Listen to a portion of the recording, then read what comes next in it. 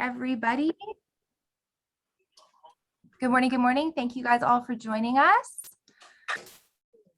As we just wait for a few more people to join, we're going to kick things off with 2 quick Zoom polls. Please note that the answers that we are providing do have the same answers, but they are 2 different questions. Just make sure you read the questions carefully, and our session will begin shortly.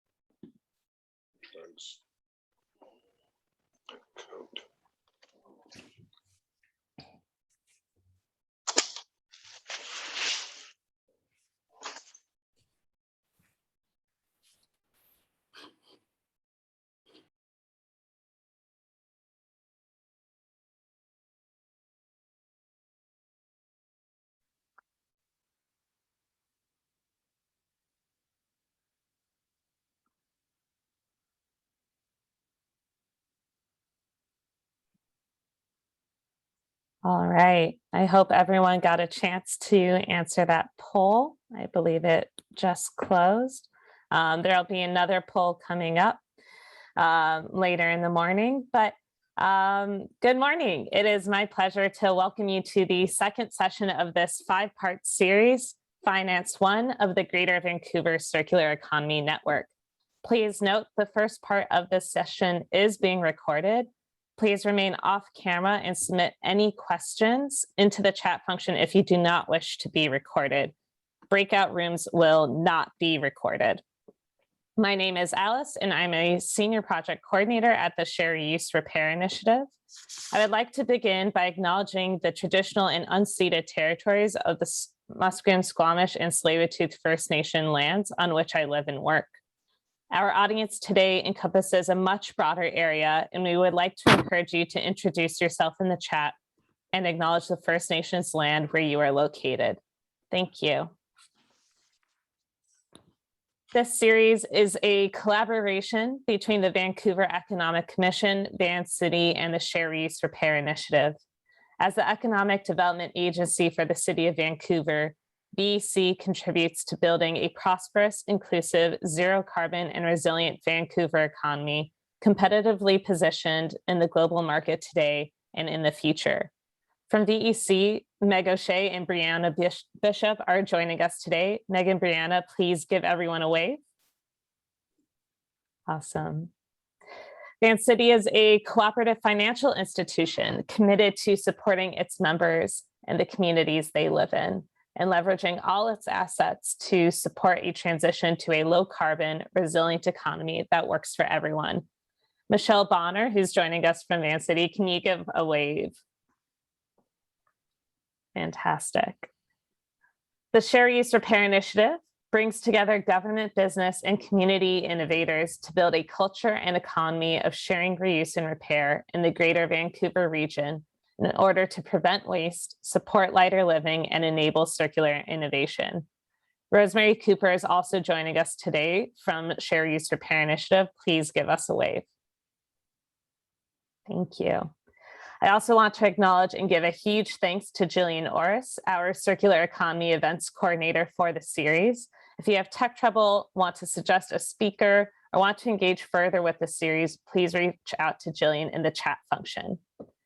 This new 5-part series has been designed to enable knowledge sharing around specific circular economy topics, most of interest to our local circular business community. The circular economy is an economic model that extends the life cycle of products by keeping products and materials at their highest value and utility for as long as possible. Throughout this process, waste is eliminated through the reduction, reuse, repair, and recycling of materials to limit inefficiencies and close gaps within the system. Reusing materials results in a parallel reduction in greenhouse gas emissions and other environmental impacts, increased innovation, and the opportunity for significant cost reductions. In every session, you'll hear from subject matter experts and local businesses leading the way in our local circular economy and be invited to ask questions directly to them. In the second half of each session, you'll join breakout rooms where everyone is invited to share their challenges, questions, and insights on the topic of the day. Every session, we will note learnings and resources shared, compile everything, and share them out by email afterwards. This morning, we'll learn from one another about financing the circular economy. Go to the next slide. Great. From today until mid-November, we'll get together approximately every 2 weeks. We had our first session 2 weeks ago on our first session on metrics, and then the series is scheduled as follows. On October 26th, we'll have our second session on metrics. On November 10th, we'll have our second session on finance. And finally, we'll have a policy forum on November 23rd. We've set the schedule so that we can adapt each session by incorporating learnings from the previous session. We want this to be as beneficial for you as possible. Before we move on to today's agenda, let's take a look at those poll results. All right. So at the beginning, we asked, what financing have you applied for or received? And so the majority of you have applied for or received funding from grants, friends and family investment, and loans. And we have a few folks that have gotten investment from venture capital, from angel investors, and also another that is, I don't see if it was specified in the chat, but if that person wants to throw out what that other is, we encourage you to share. Awesome, fantastic. All right. In today's session, we will be hearing and discussing financing the circular economy specific to crowdsourcing and grant funding. In the facilitated breakout rooms, we will be looking to hear from all of you on your successes. Have you been able to secure funds you need recently? If so, from where and for what aspect of your business? What are the challenges that you have faced with finding financing? And have you heard of funding elsewhere for circular business that you wish was available here? And with that, let's dive in. I would like to introduce our first speaker. Marc Wandler is the co-founder and CEO of Susgrainable, a circular economy company that upcycles beer byproducts into sustainable baking mixes. Susgrainable looks to be the leader in the fight against food waste in Canada. Marc is responsible for leading and growing the brand as a model circular economy business within the Canadian food industry. Marc has over 10 years of frontline and irregular operations experience within commercial aviation with WestJet, and 7 years of clinical and preventative healthcare experience with Alberta Health Services. Marc holds an MBA in Entrepreneurship and Innovation from UBC and a Bachelor of Science honors in Kinesiology from Western. To complement his strong corporate and educational background, Marc has earned several accolades as an elite soccer player, is a former Big Brother volunteer, and currently sits on the board of Kids Sport Vancouver and the Grow Local Society.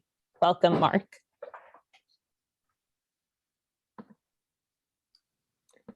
Thank you so much, Alice.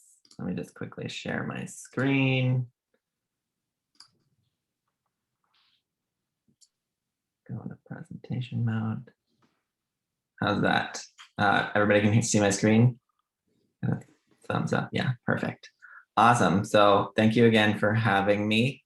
Van City, SRI, and VC have been like phenomenal supporters of Susgrainable since practically day one. So anytime they ask for me to come and showcase the company a little bit more, we're always honored to do so. And yeah, this was a fun little presentation to put together. So let's dive right in. A little bit more about myself.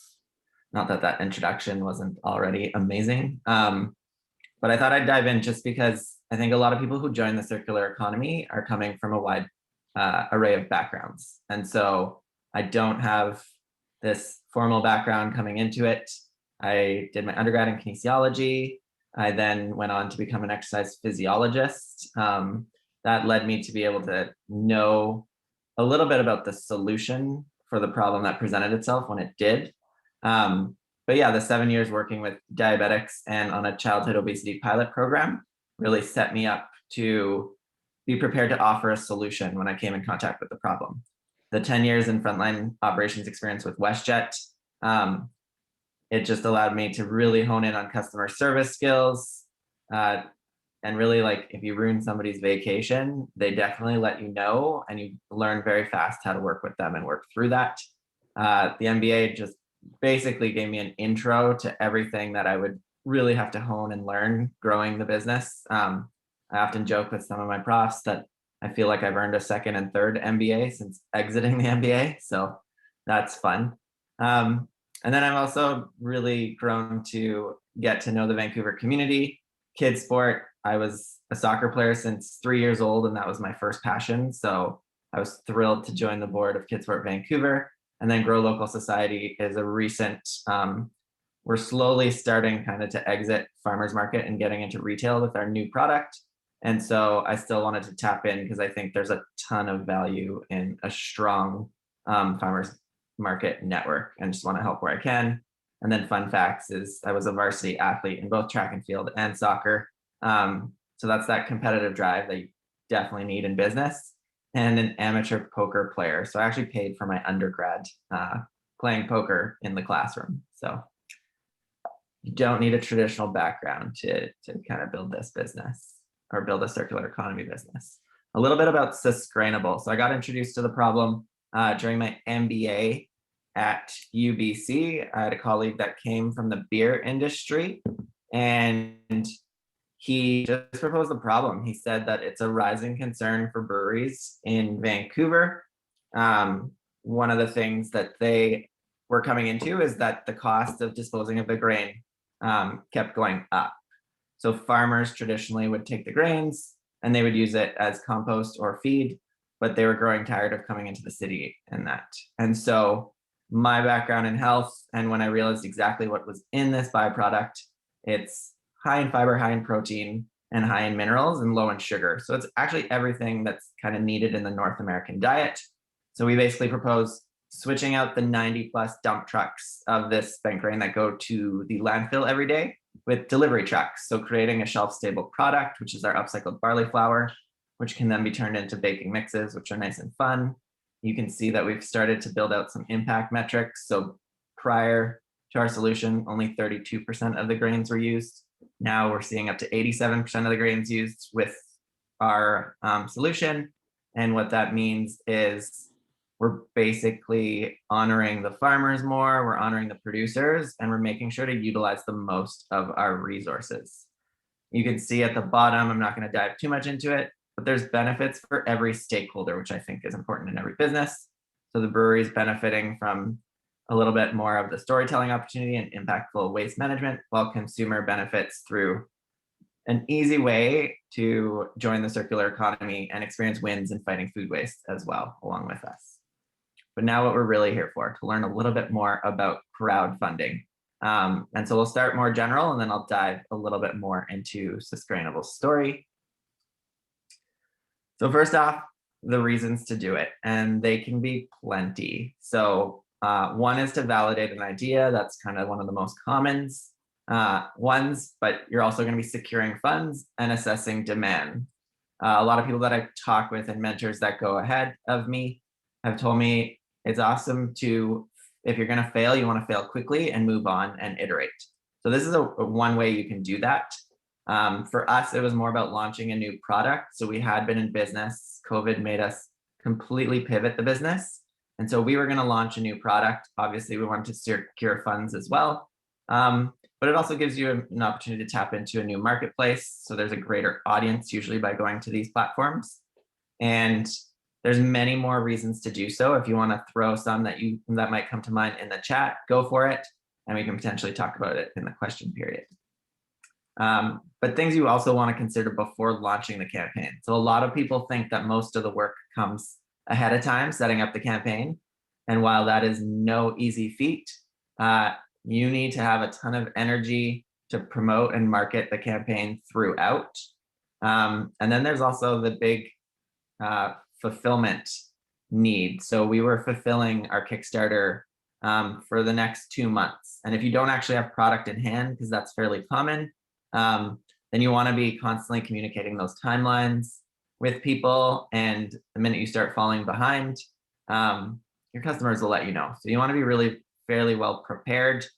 Best place is to talk to somebody who's done it before you. I made sure I talked to 3 or 4 people and got some tips and tricks.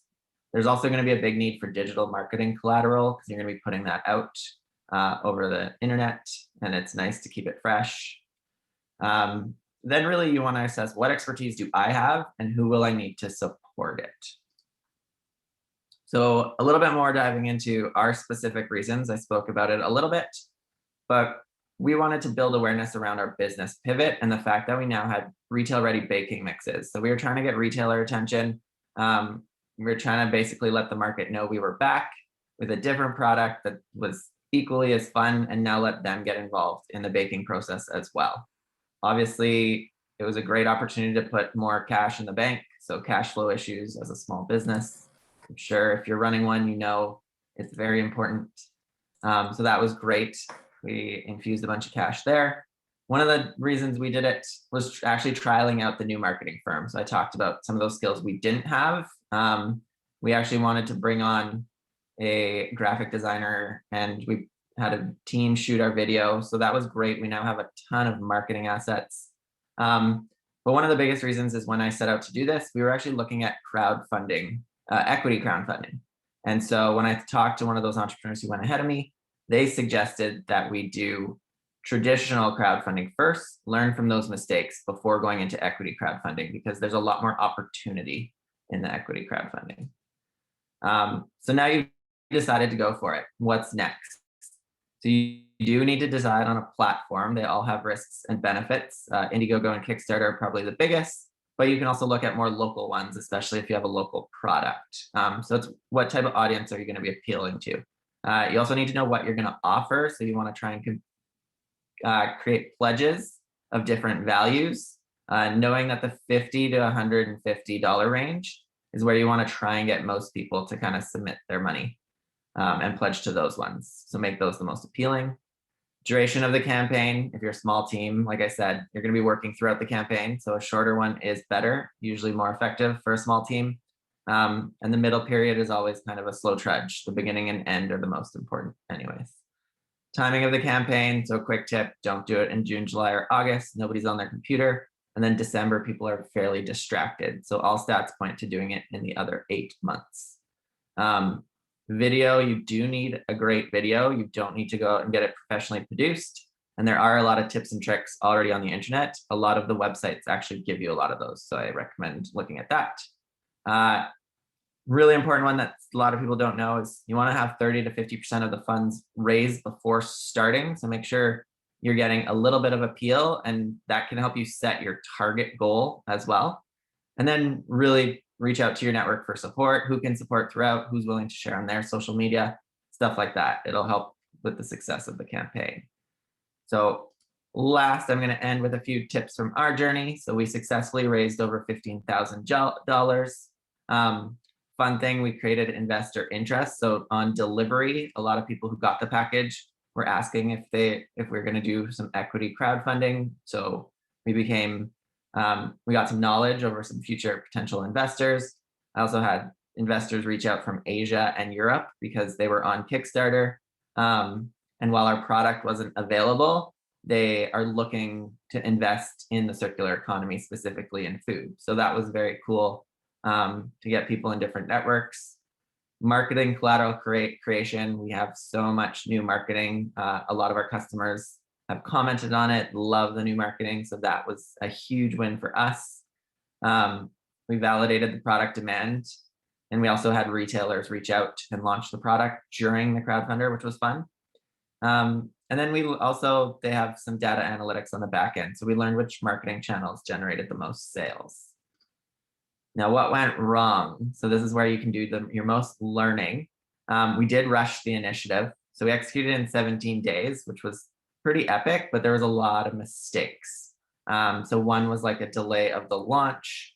We had prepped ahead of time, and we actually had a gift card in one of our pledges. So it actually got rejected the day before when we set it to go live. There's ways to deal with this. So make sure you give yourself more time. Learn from our mistake here. And there's also the stress. If anything kind of gets delayed, it creates a lot of backlog challenges and confusion. We also didn't leverage the Kickstarter platform because none of the writing, it was all included in a graphic. So little tip, you do want to make sure you're leveraging that Kickstarter network, because we couldn't get into their preferred Kickstarters, even though we were 50% funded in the first 3 days, which is how you get there. And then be prepared for unexpected things to happen. So you will get bogged down. Retailers launched, which is great, but it pulled us away from our execution plan. And we probably could have raised a little bit more in the Kickstarter had that not happened. So overall, it was a success. We did meet our goals. We learned an incredible amount, which you should always be proud of as an entrepreneur. The more you learn, the more you're set up to do it again. I think if we did an equity crowdfunder, we would be in a great position to do it. We know some of the platforms, we know what not to do, we know more of what to do, and obviously there's a few new things to learn. And lastly, we built new relationships and connections. So there's a high level overview. And yeah, I'll let Stephanie go, and then I believe we'll have questions after.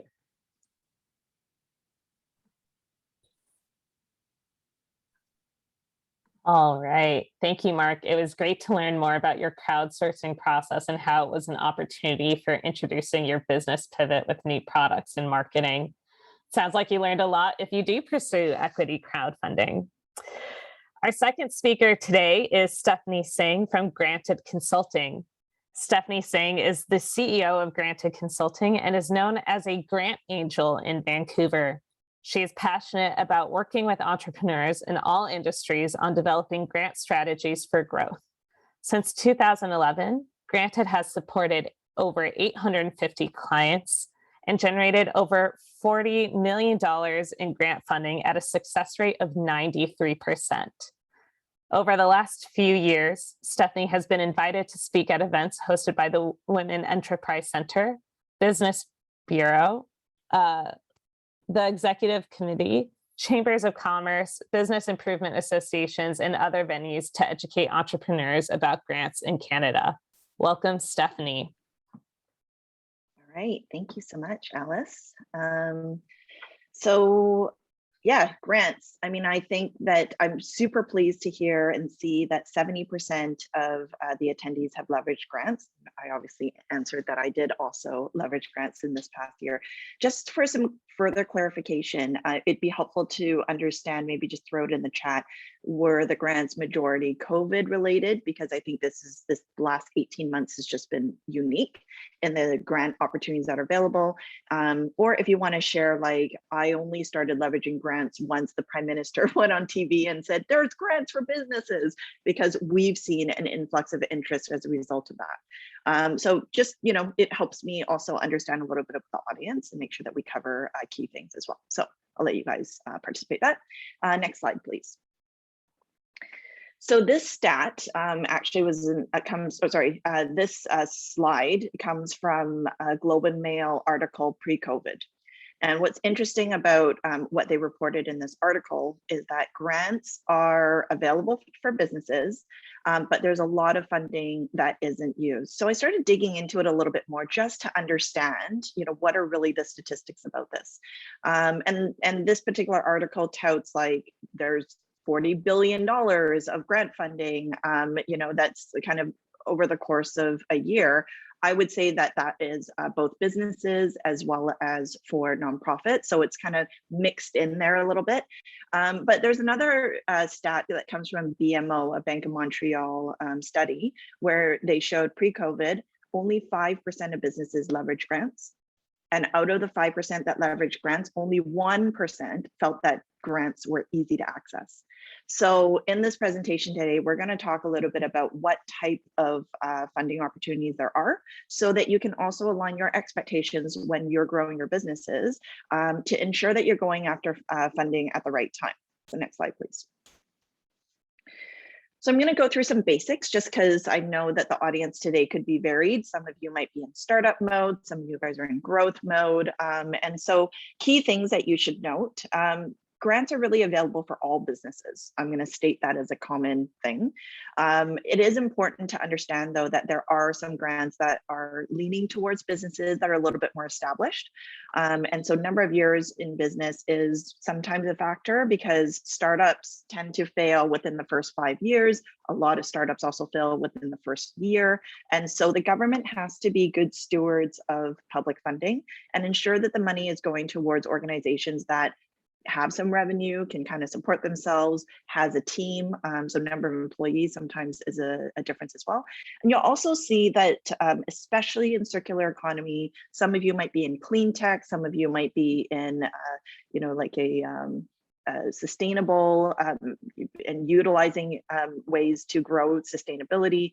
So this is kind of a key industry that we've noticed has come up for greater support in the last 3-4 years. But other ones would include food processors, digital technology. So if any of you are in those areas, there's more funding for you. I'm just going to state that straight up. Financially, it's also important that you understand grants are not, let me take $10,000 and give it to you because you are a female entrepreneur that is minority and under the age of 30. Like there really isn't a pot of gold like that. So you do need financial resources to be able to access grants successfully.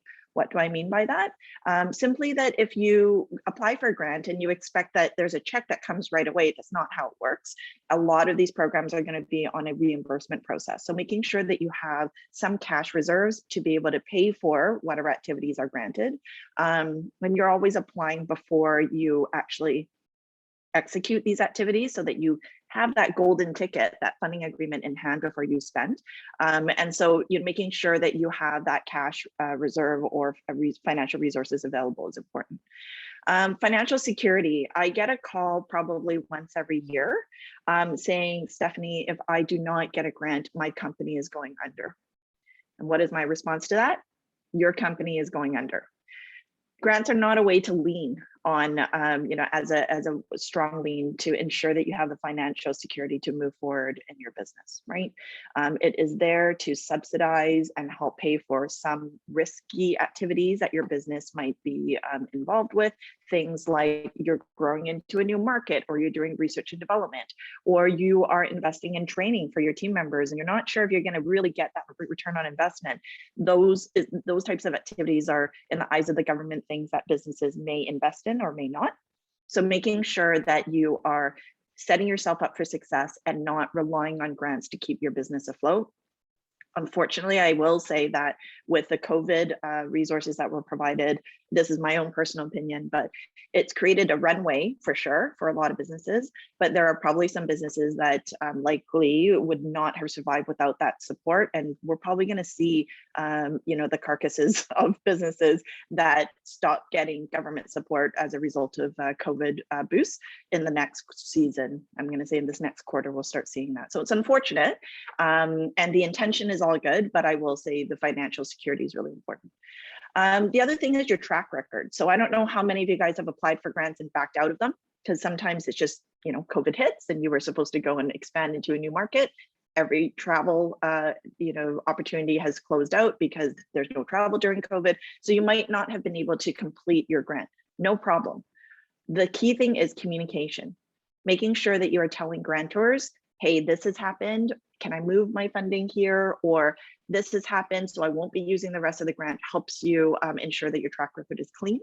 And in the days of internet and technology, it's really easy now for the government to go, and how was this company when they went through your grant? It's like, oh my God, I couldn't get a hold of them. They didn't execute their activities properly. They never reported on things. We had to chase them down. And it's like, okay, maybe we don't want to give them the grant the next time around. And finally, putting Canada on the map. So innovation is key in Canada, which is why some of you may have heard of or already leveraged things like the SR and ED tax credits, which really helps to boost innovation here in Canada.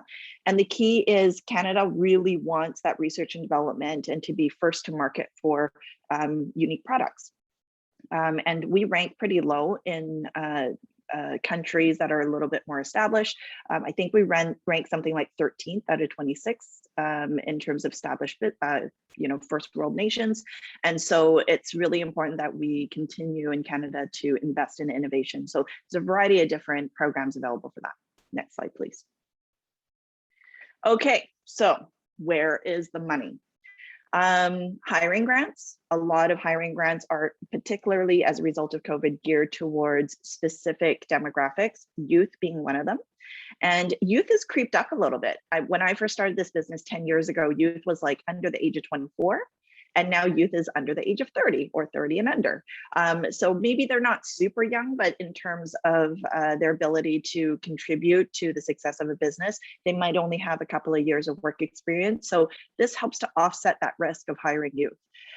Recent immigrants, different programs for that. And sometimes these programs are tied to training grants where they might need English language training or certain certifications. And so there's opportunities for that as well.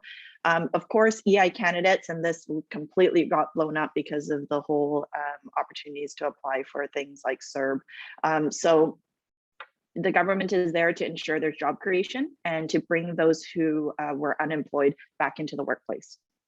People with disabilities has a specific funding bucket as well as students. And I put co-op student because prior to COVID, everything really had to be tied to co-ops. But I've noticed that in the last 18 months, the government has relaxed those rules. So you could even bring in a part-time student and get 75, maybe even up to 100% of their wages covered. Okay. On the hiring grant side of things, just to set expectations, they do range in terms of how much funding you can get. It could be between 25 to 50%, and it could go all the way up to 100% and like $30,000. So it does depend on the role, it depends on the program, and these programs change very, very frequently. So making sure that you're not assuming that there's still spots is really, really important. Training. So making sure that you have a trained up staff. A lot of the training grants, some of them that you've heard of are like the employer training grant in BC, and there's other grants across Canada as well. And these help to train your team members to ensure that they can meet the needs of your business as they grow in your organization. So making sure that you leverage these. We're really fortunate in BC that the employer training grant also pays for training for business owners. So some of you might be like, oh, it's all for my staff. And it's like, no, no, no. I've taken courses like leadership and management. I've taken courses that are in mindfulness, and 60% of it was covered. There are programs that, or parts of this program that will cover 100%. So that's something to consider as well. Market expansion, I'm going to say 90% largely associated with foreign type of investments. So things like we're growing into Europe, or we're growing into Asia, or we're growing into the US, and there's some funding that's available. One of the programs that you may have heard of is the Can Export program. And so this program just launched again on Tuesday, and its intake is only 2 weeks long. So see, if you don't know what grants are available out there and you're not on top of it, are you able to put an application together in a couple of weeks? So it's really important that you're on top of researching the grants so that you can access those. Usually covers about 50% of the cost to go abroad, and trade shows and travel is limited right now. So make sure you check the application guidelines to see what's eligible. And then I'll just touch on R&D. It's not an area, granted, that we focus on, but it's important to know that these tax credits and IRAP, I'm dropping acronyms. Anytime you hear acronyms from me, largely they are R&D related grants, because it's like IRAP and NSERC and NRC and MyTax, like they're all very focused on like the acronyms. So just if you see something like that, that's probably where it goes. Next slide, please. So just go back one piece there if you can. So I want to mention that the bottom is where, people ask, why does the government not have programs for, specific demographic of business owners and just throw money at them? And the reason is because these are the reasons why these grants exist: job creation, upskilling a Canadian workforce, export revenues means more tax dollars for the Canadian government, and innovation. Thank you. Next slide, please. So I wanted to go through a more practical example. So this is a company that we've worked with since 2020. And keep in mind that none of the statistics that we talk about have anything to do with COVID-related programs like CEWS, the wage subsidy, or CEBA, or any of those. Okay, so we deliberately decided to not work on those programs when they came about, because we felt like it was really important that businesses understood how to use those, and you're better off getting an accountant to do it for you. So if we weren't able to add value, we're just like, no, we're not going to do it. Now, if you can scroll through the bullet points there, please. So a company size of 27, the savings from the last, what are we, 18? Yeah, they probably started with us in the spring. So over 18 months, almost $270,000 in savings. And what were they able to do with that? Grow into foreign markets. They were able to scale up and hire more people during COVID, students and youth.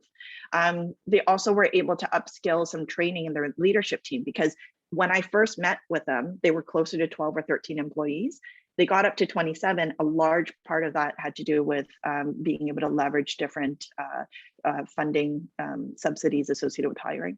And then of course, they're building their bench of talent. Like, how hard is it these days? I'm probably gonna hear a lot of sob stories of finding good talent in Vancouver or in Canada in general. So if you can start them at an early stage, then they continue to grow with your business. And so that's a strategy that a lot of our clients use as well. Next bullet point.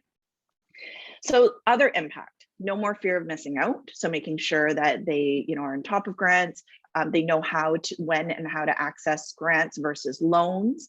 We're also able to impress their investors. So Marc spoke of, getting investors. How awesome would it be for you to say, hey, we're all going to stretch your dollar further because we're going to leverage grants as we continue to grow. I think that's music to investors' ears, right? So being able to make that statement is important. And then also to be able to develop more innovation with reduced risk, because you can then access different programs to offset those costs. And next. So not to plug, what we do, but we have a couple of different ways that we work with companies. We have our premium model, and that's really for companies that are a little bit larger and have more grant needs throughout the year. We've also developed our own proprietary software. This was pre-COVID, but we really worked on it through COVID, and it matches grants to your business. So I think the key thing as a grant consultant is, you can find the stuff on Google. Google is my best friend. But I will say that the information might be harder to understand, to read, and know that these links are actually accurate and the information hasn't changed since. So what we do at Granted is we summarize the different grants available. You get custom notifications when there's new grants that come up, as well as there's a grant dashboard for you to track the ROI on Get Granted or the ROI on a particular grant program. So we are a unique business, I'm going to say, where we're consulting plus tech. And that's an area that I think we would continue to support our business growth as well. Next slide.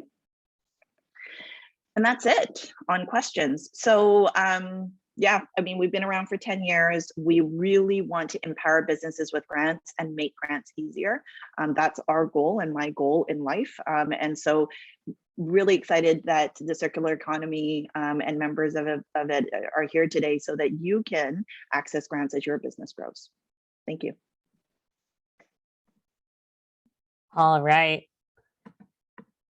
So, with that being said, thank you, Stephanie. You have such extensive knowledge of the grant landscape, and in particular, I was really interested to learn about all the different factors you mentioned that help businesses be successful in grant applications and what they need to know before applying. And perhaps with that information, we'll get that 5% number you referenced at the beginning up. Now we are going to turn to the audience for a Q&A with our presenters. Please write your questions in the chat and I'll help direct them to Marc and Stephanie. So I'm just checking the chat now. Checking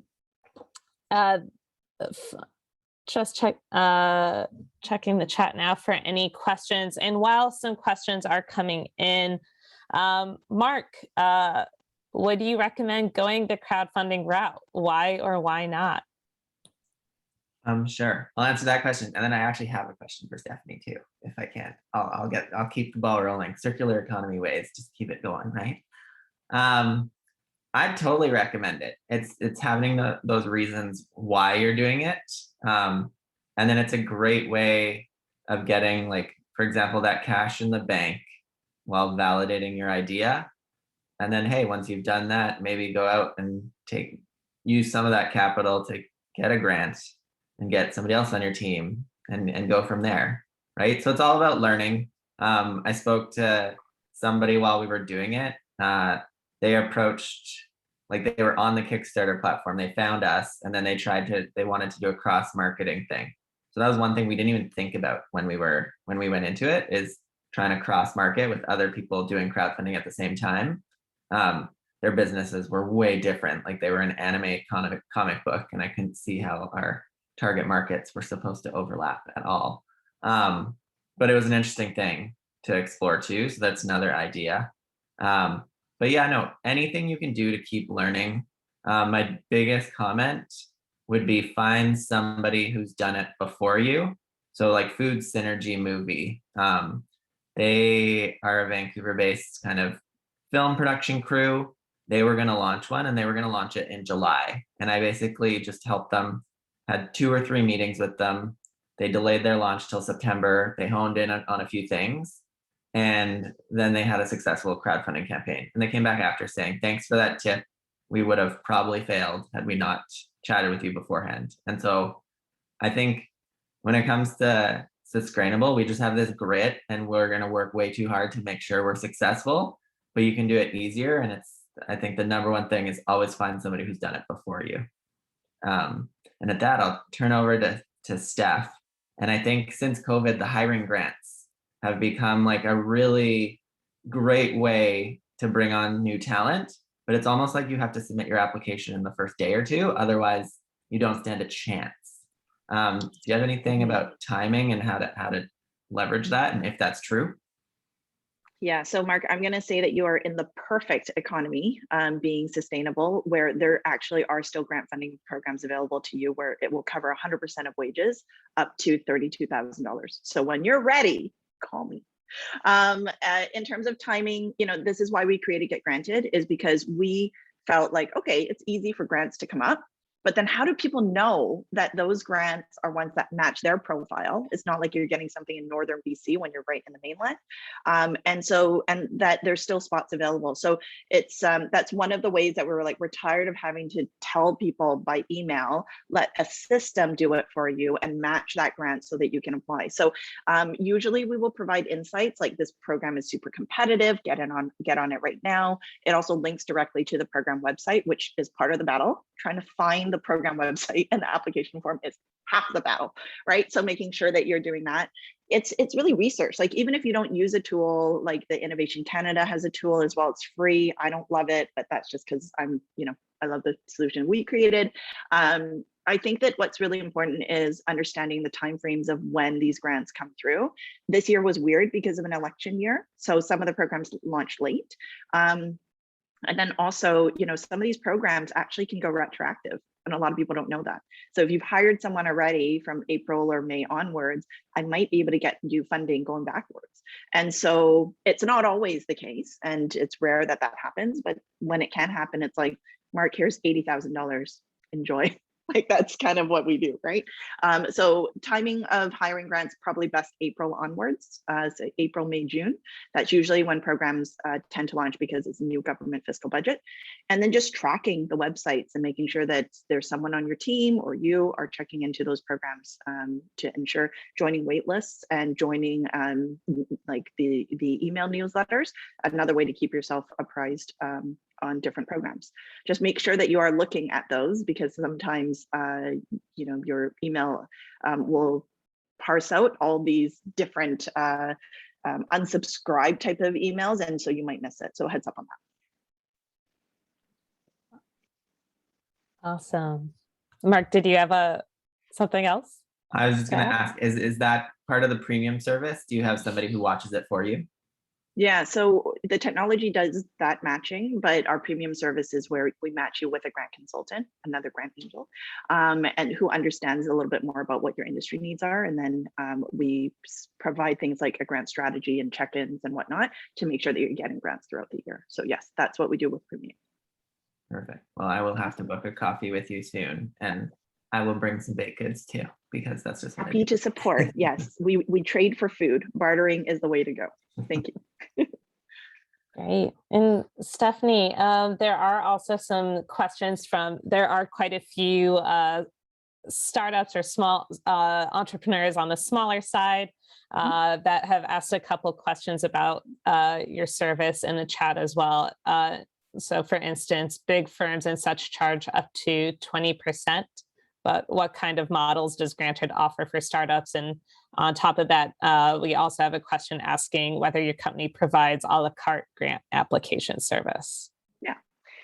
So really good questions. I wouldn't say that we're a big firm, but we also do charge 20% for the boutique side of things, plus an annual fee to just ensure that we can service you throughout the year. But we're success-based fee, right? So if I don't get you the grant, then you don't pay me, which is probably the best way to go. There are other firms where they usually have like a set fee for applications, and we decided we weren't going to do that. I will say there are 2 or 3 programs where they don't allow for that. So in those cases, we'll skirt that by having a little bit of a different model. I would say, one person who mentioned this to me in the past is like, is 20% too high? Well, it's like saying, Mark, I'm going to give you $10 for every $2 that you give me. So Mark's like, how many $10 can I give you? It's a little bit like that, right? So that's where I think values wise, where we really want to align with the needs of small businesses. Do we do a la carte? I don't love to promote it. We can do it, but we would really encourage companies to either subscribe to our SaaS tool, and then there's an option to click on, I want to speak to a grant consultant, and it's a pay per consult type of basis. So that's a little less in terms of how we provide the service. We don't help you with your claims. We don't fill out the application. We don't do any of that. Our premium, we do all that. But with regards to the SaaS model, maybe you just need someone to look over your application, make sure that it's like legitimate and good. And if there's any details on it, we can provide that. Or somebody to say, I don't even know what grants I should do. And so you can book a time to book a strategy session with one of our consultants. So we're here to support. Our SaaS model is like $750 for the entire year, and you get notifications whenever you want, and every week for any grants that are matching your grant profile that you set up, plus any new grants that launch as well. And I think the key thing, if I were to say, where do people fall down the most, is not knowing that grants have changed. Like not knowing that the grant is now gone, or not knowing that they now need 5 full-time employees, or not knowing that they're gearing towards, organizations in rural areas, and that's a priority for them. Not knowing that means that you're like being cookie cutter about it, and grants, you can't really do that. All right.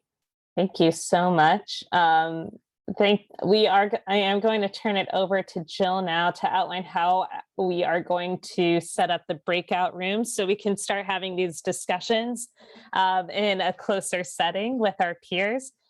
Stephanie, Mark, I want to thank you so much for answering these questions, and I'm sure we'll have more questions that folks have more questions for you that can be directed to you after today's session.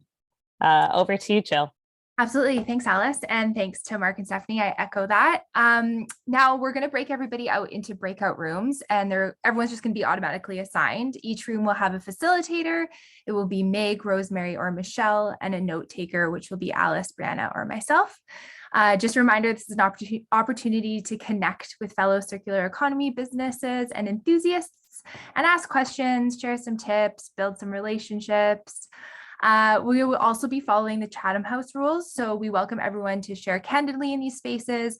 After the meeting, you can bring up points that people spoke to, but we do ask that you don't attribute to them directly. So while Brianna is setting up the breakout rooms, I will go through the questions the facilitators may ask in our sessions, and I'm just going to also add them to the chat so everybody can walk through them with me.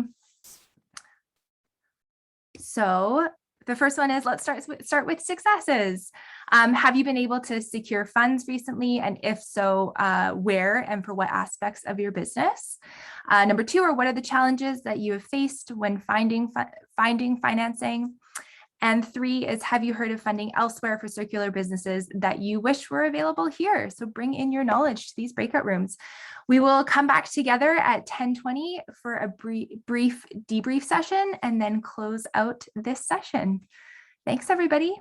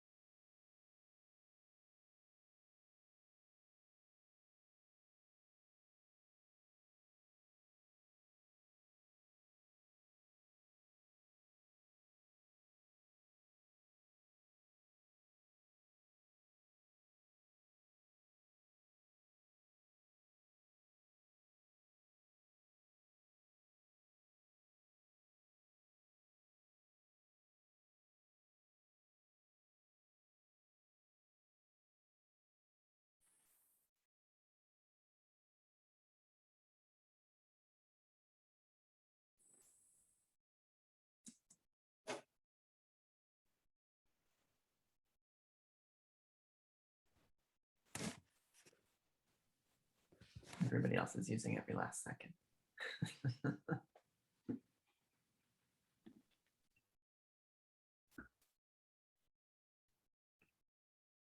All righty, everyone, welcome back. Welcome back. Just getting my screen all set up. Okay, fantastic. I hope that you all enjoyed your breakout rooms as much as I did. Now we'd like to open it up to folks to share anything that they might have brought up in their breakout room or that they wanted to highlight that came out of their discussions. I think one of the things we've all acknowledged is how much we're learning from each other and from the people attending these spaces. So we wanted to open up the floor as an opportunity to highlight some of the things that you might have heard in your breakout rooms. Hi, Meg here. So I'll speak up first and put Tasha a little bit on the spot. Tasha, if you're ready to bring one of our sort of takeaways or one of the themes we really focused on in our breakout room. Sure. One of the themes from our breakout room was definitions and whether one fits within a definition or not, and whether those definitions for those categories are useful. So to be a little bit more specific, what exactly is clean tech and who gets to qualify as being clean tech would be one way to look at it. So sometimes the definition issue is a little bit odd. And then where you make trade-offs to do innovation for the sake of qualifying for the innovation grants, where innovation is maybe not what's really needed, but that's where the money is going to push you. So there was some frustration that sometimes what we need is say innovation in business model rather than innovation in some machine. But the money seems to point to develop a new machine or a new recipe, and that's what's encouraged. Whereas there's very little support for develop a new business model.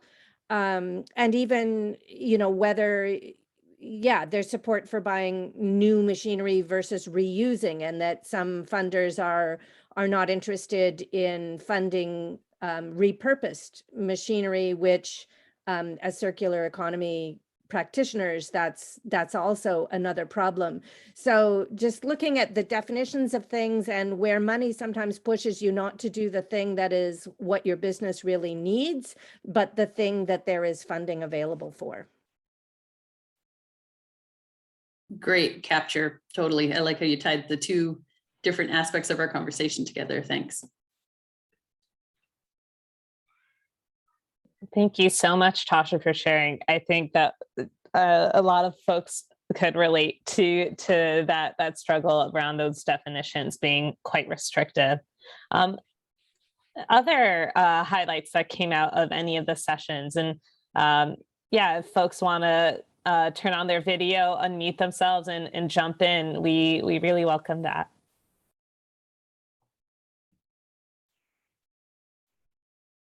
I'm happy to jump in, but I'm also going to make sure to draw on the folks in our group. So there's a couple of things, Jennifer bringing up that, she went through the Founder Institute, then did multiple VC pitches, but every single, without exception, every single venture capitalist was really, their goal was to exit. And that is not her goal. Her goal is to build an enduring business and not just to create one that gets to the point where it goes to exit. So it raised the question of, are there venture capitalists out there that are the exception to that? And so we pondered what was happening with Joel Solomon these days, and could he get on board? And just another one was a frustration with grants not being impact based. That the grants are looking for business viability, but what about circular businesses that have incredible impact based missions and results around landfill diversion and so on and so forth.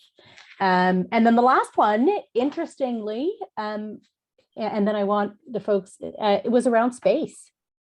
Innovators need space to innovate. It's not just the funding.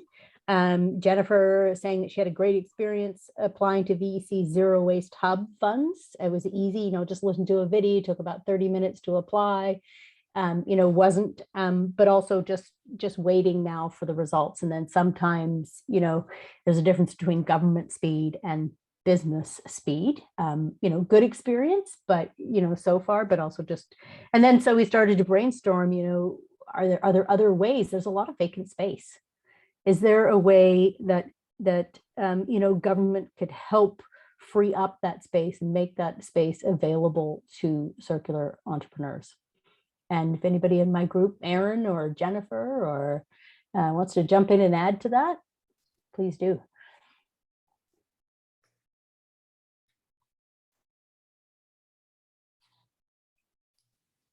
I just put a note in about VCs for no exit.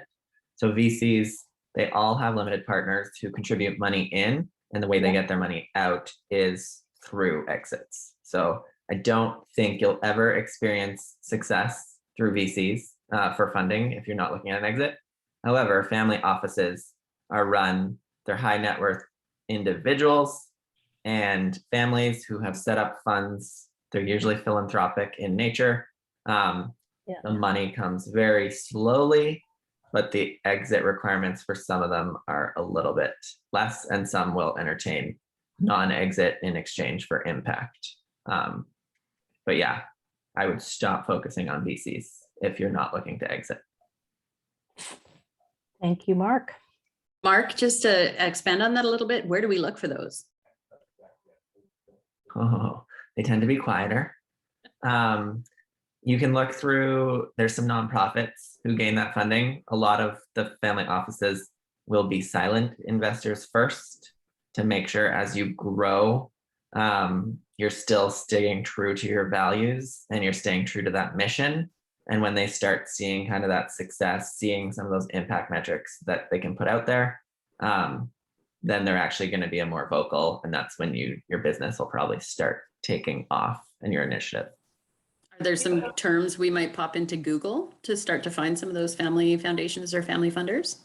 No, but honestly, if you've landed VC meetings, ask VCs, because they might have some knowledge of it's a high net worth network, right? So it's just about asking them, hey, I know this isn't for you. So go back to who you've already approached, your VCs, and be like, hey, I know this is not for you. I'm thinking about family offices. Do you know any? Would you be able to make an introduction? If they're aligned and they love what you're doing, but it's not for them, it doesn't mean they won't introduce you to somebody who it might be for. Excellent tip. Thanks so much. Fantastic. And we are coming towards the end of our time. Michelle, I just wanted to check if there is anything from your room that hadn't been spoken to as of yet. Yeah, I'll just, maybe I'll pause and invite, not require, but Jennifer, did you put your hand up to share a highlight? Yeah, I'm happy to. This is a different Jennifer. Jennifer Shepherd. Yeah, thanks, Michelle. Yeah, I'm in a very different place in terms of like pre-startup, even just researching and exploring the ideas that really are in my heart around the circular economy, and starting to make some conversations with people locally on Vancouver Island. And so our conversations talked about in supporting my needs there around partnering with others who are already established, like farmers or other businesses, where they could actually have the access to the grants and so on, and I could just support in that area. Or also if looking for training for myself to make sure, of course, all of the, you've got all the basics of the business sorted out, right? In terms of the, the corporation's properly registered, and you've got your business license for BC on the go, like things that you would normally, of course, just take for granted. Make sure, all of those things, your work safe number and so on is all, sorted out, liability insurance, all those boring basics, as a prerequisite for even accessing any of these grants. So it's a great reminder coming from another province to make sure that everything's sorted out here before I, start to press go on. And I would also mention one more. I was like, I can't believe I forgot to mention this earlier when you asked about accessing funds, is I joined SheEO, which is a global community of women and gender non-binary folks who really believe in radical generosity and supporting each other as community and entrepreneurs and addressing the world's to-do list. And I've actually really enjoyed the opportunity to contribute as an activator towards an ongoing fund that supports ventures. And thank you, Rosemary, for putting the link in the chat there. They do have in Canada, their application process, I believe, is open now.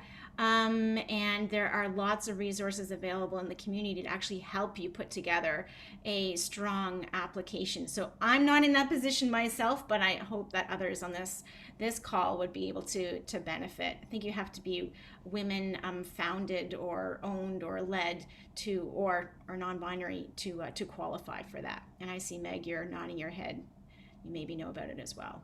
So thank you. Great. Thank you, Jennifer.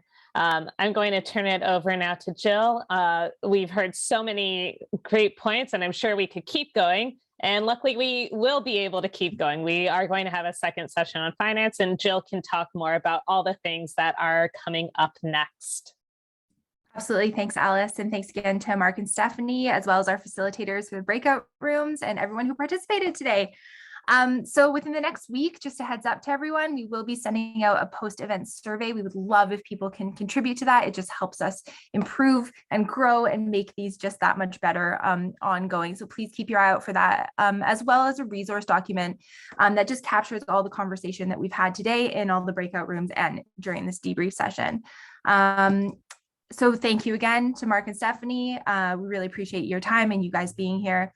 And as a reminder, we are going to be meeting approximately every 2 weeks, so you can see the session schedule here. Next up, we do have Metrics 2 on October 26th. The registration link for the sessions, I'm just going to put right in the chat for those of you that haven't been able to register yet. We would love for you to be there and contribute and help build the circular economy together. We also do really want to recognize and acknowledge funding support from Van City. Michelle, thank you, which has made this series possible, including providing an honorarium for our speakers. So thank you to Van City for that. And finally, if there are any key topics or speakers that our attendees would like to hear from or hear about, please reach out to me. My email is jill.orris@gmail.com. You can also see our partners' emails listed here. And thanks again to our speakers, our partners, and all of you guys for attending today. Together, we can advance the circular economy in Greater Vancouver. Thanks, everybody, and have a wonderful day.